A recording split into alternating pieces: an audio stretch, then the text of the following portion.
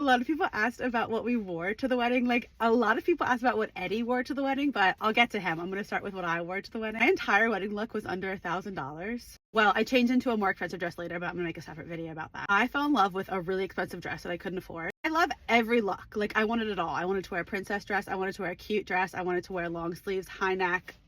I wanted all the look. I figured out a way to get them. I kind of made it up in my brain and then made it happen. I really liked the Sale Rider dress. Amanda Batula wore it in her wedding, so that was like my base dress.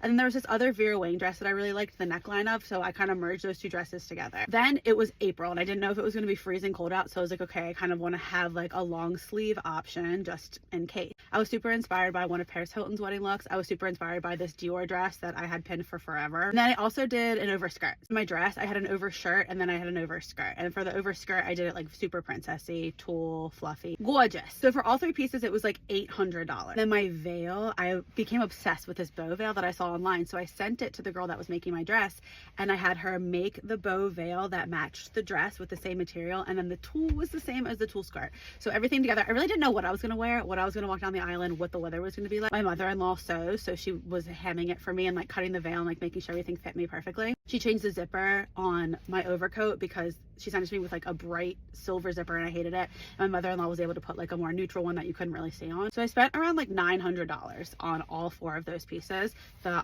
Sale Rider dupe, the overcoat, the overskirt, the gorgeous veil. I reached out to a lot of dressmakers locally. I had a lot of meetings with people. Nobody wanted to make this dress because they said that the overcoat wouldn't work because it wasn't lace. I just wasn't that into lace. So I found this girl on Etsy in Poland to make this dress. And I really didn't know what it was gonna look like. It came, I put it on, I was like, okay, I guess I'll wear this. And he got his suit custom made from Indochino. It was a whole thing. You go in and get measured. I recommend if you go in and get measured, just order it while you're there. Like, there's no need to drag your wife back out to go again and then actually decide that they don't want to order it there, come back home and have to answer every single question online. It's tough, okay? So go pick out the material you want. They have like, you have to pick out the inserts. They have different ones. It's rotating. You never know what you're going to get when you go to order. You have to pick out the buttons. You have to pick out every single thing is custom. And I think it was like $600. The material that he picked, I think, is called olive seersucker.